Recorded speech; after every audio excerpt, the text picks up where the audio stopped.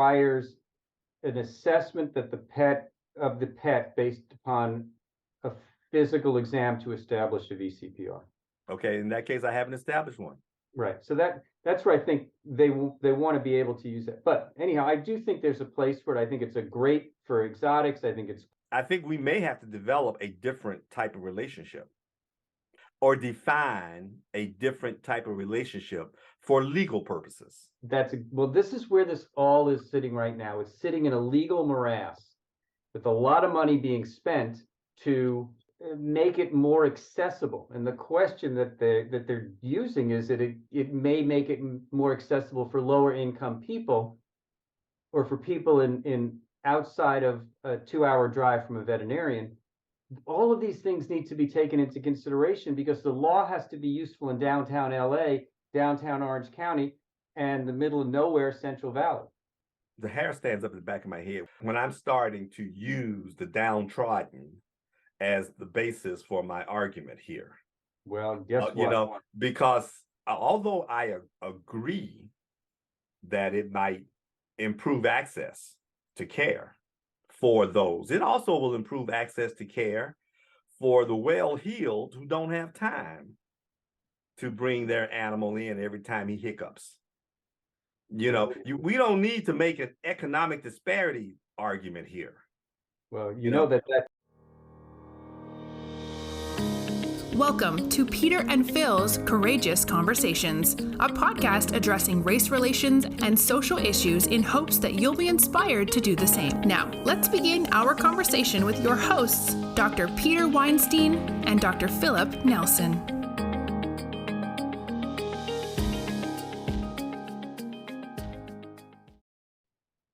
Hey, Phil, great to see you again. It's been a little while. Life keeps going on. We keep staying busy and doing things. How's your world today? Oh, speak for yourself. I'm not staying busy. Ever since I stepped down as dean, things have slowed down a lot. But I'm doing fine. I've been enjoying my granddaughter she's been in California for a week and finally decided to poke her head and let us see her now that she's a high school graduate and trying to figure out what to do in college. How are things going with your family? Everybody's doing great. Graduation for Brooke is coming up soon, and everything is good. Sharon and I just came back from a little bit of a vacation. By the way, ladies and gentlemen, if you didn't catch it, Dr. Nelson said he has plenty of free time. So feel free, if you're looking for somebody who Dr. Nelson can fill in a role, there's a great opportunity. And I want to thank Nationwide for supporting us and for supporting my one-liners and our education and our conversations. Talking about the profession, the future of the profession and the future of education in general in veterinary medicine would be a good topic to address. All right.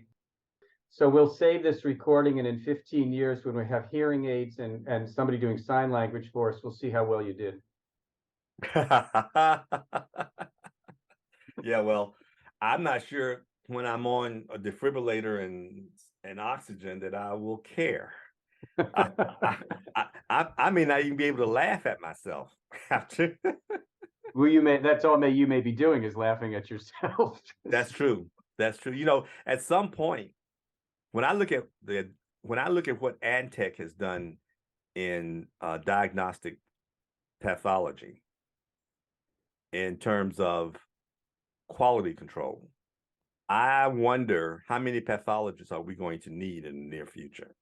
I mean, essentially, when we started Western, they had an error rate of 14 to 27% in reading slides. And they were focusing on training their techs to reduce that error rate, right? Now they have AI software that essentially screens the slides, and all they look for is abnormalities. I'm sorry, all they look for is normality. When they find something abnormal, they kick the slide out. They take a picture of what they see that doesn't fit their parameters, and they kick the slide out. And then so now the technician is only focusing on abnormal slides. Now, the good news is the computer sees the entire slide. If it finds nothing but normality, then you're okay. there's a 99% chance that you are fine or your pet is fine. If your slide gets kicked out, there's still a 50-50 chance that you're okay. So the tech then looks at it. If the tech knows what's wrong, the tech makes the diagnosis. If the tech doesn't, then it goes to a clinical pathologist.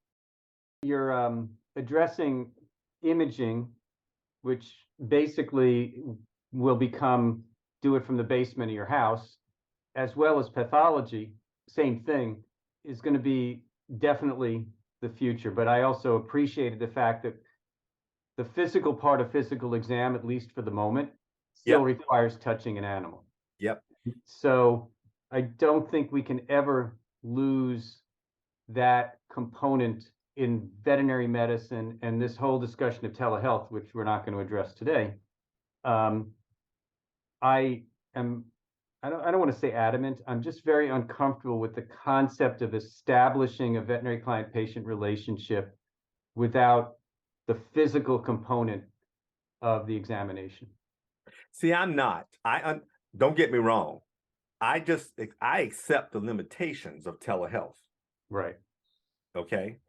And I think a mother knows when to take consultation over the telephone. Right. And when to take the baby to the hospital. I agree. And I think whether the baby is a puppy or a baby, it will work that way. And I think that I can educate my clients better through my vet tech over the telephone for a minute or two. I actually think there's a avenue for better care because now you're more likely to seek my advice, to seek my guidance. So that, because I'm okay if you don't come in, if I'm comfortable with making a suggestion over the phone. If I'm not, then I have to say, I'm sorry, I can't do this from here. You're going to have to come in. So you're comfortable with kind of a triage basis. Yes. Okay, which is different than that's telehealth. I know, but what some of the companies want is the ability to do a physical examination and prescribe antibiotics for a skin condition without even really seeing the skin except through a telephone. Yeah, I know. And I'm not drawing the line. I don't know what those lines are. Yeah, and that's where the comfort level. I have no problem with it needs to be seen or it doesn't need to be seen. But if it doesn't need to be seen, I'm not going to prescribe medication. Oh, see, I am saying that. I am saying if I don't think I need to see this. I think I'm pretty sure this is what you got. Right. And therefore I can prescribe what you need to do. Okay. And so ultimately you're willing to accept that level of liability then as yes, well. I'm also going to say and I'm going to call you or you're going to call me in 2-3 days so I can see it again. Okay. Well, right. Until we start to more clearly clarify the rules, which was nicely redundant there, we are in a Wild West right now when it comes to telehealth.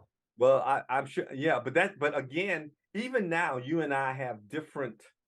See, I share your fear about just opening the doors, but at the same time, I have confidence in the guardian. I mean, see, this is the same person that we used to complain about going to Google first and then coming in, thinking they understand what's going on. I may not like that behavior, but I recognize it is out of concern for their pet, right? And that is what I'm counting on. Yeah. And so what I'm trying to do is co-opt that behavior into the best interest of the patient. And if I can communicate with the client more through technology, I'm saying that that I can improve the outcomes of most of that patient's needs than if they have to spend 4 hours catching the animal, bringing the animal to me, and then taking it back home, just so I can write a prescription. A lot of utilizations that I'm comfortable with, but if I've never seen that client, I don't. Okay, now that's totally different. Right. But now, if I've never seen that client and they call me and and say, my dog just ate a jar of melatonin, Mm-hmm. and they show me the dog, and the dog's pretty mellow because all the melatonin in it. I will say, look, chances are nothing's going to happen, but call me back in like 3 hours. Or if something happens before then, call me back. That'll cost you $30. That'll right, and I'll send you I'll send you a bill. Right. But it's not about making the money. It's about, Mm. and I don't think it's wrong to say I've started a client-patient relationship here. Okay. So you have established a VCPR.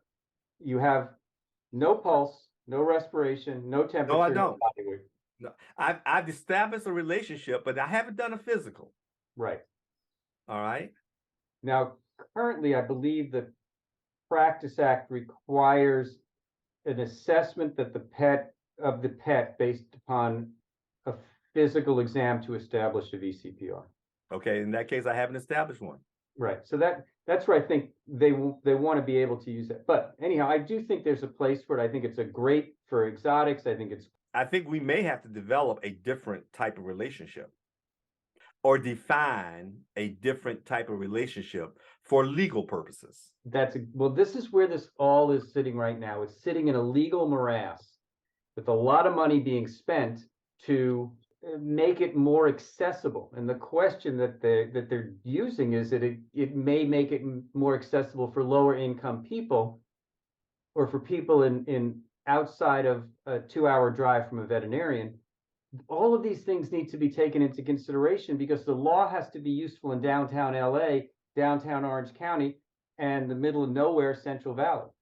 The hair stands up in the back of my head when I'm starting to use the downtrodden as the basis for my argument here. Well, guess what? Because although I agree that it might improve access to care for those, it also will improve access to care for the well-heeled who don't have time to bring their animal in every time he hiccups. We don't need to make an economic disparity argument here. Well, that's what's being used. I know. I hear you. And I'm not saying that it's a bad thing. It's just not the trump card. Oh, I use that word. Can you use a different term? I use that word again. Damn it. So my point is that I think we can solve a lot of this if we develop different legal terms.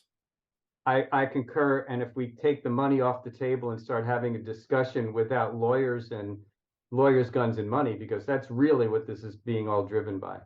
So. Well, I don't know. See, you can't take the lawyers out the table when you're trying to come up with legal terms for them. Maybe certain lawyers.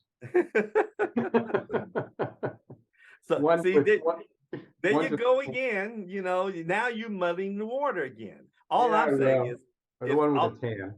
saying is a digital relationship doesn't have to be a VCPR. Okay, we just need to clarify that. Now we need to clarify when you and I are going to talk again.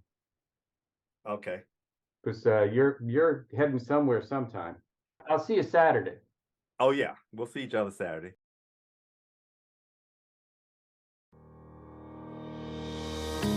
Thank you for joining us for another courageous conversation. Be sure to follow us and check back next week for more.